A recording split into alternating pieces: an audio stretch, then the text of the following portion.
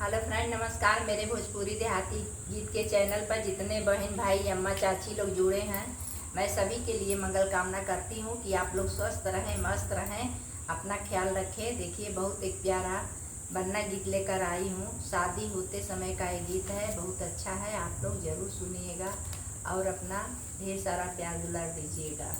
जय माता दी। के मांगे दान दक्षिणा, के मांगे नेगवा, के मांगे दान दक्षिणा, के मांगे नेगवा, के मांगे आहो बन्ना जीवन भर के सधवा, के मांगे आहो बन्ना जीवन भर के सधवा। पंडित मांगे दान दक्षिणा, नौवा मांगे नेगवा, पंडित मांगे दान दक्षिणा, नौवा मांगे नेगवा, बन्नी मांगे आओ बन्ना जीवन भर के सधवा, बन्नी मांगे आओ बन्ना जीवन भर के सधवा।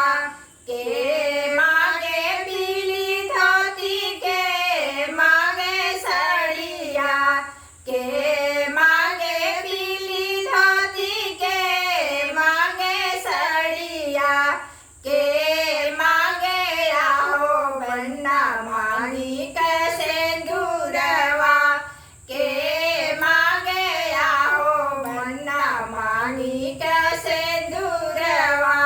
पंडित मांगे पीली धोती, नौवा मांगे साड़िया, पंडित मांगे पीली धोती, नौवा मांगे साड़िया, बन्नी मांगे आओ बन्ना जीवन भर का सधवा, बन्नी मांगे आओ बन्ना जीवन भर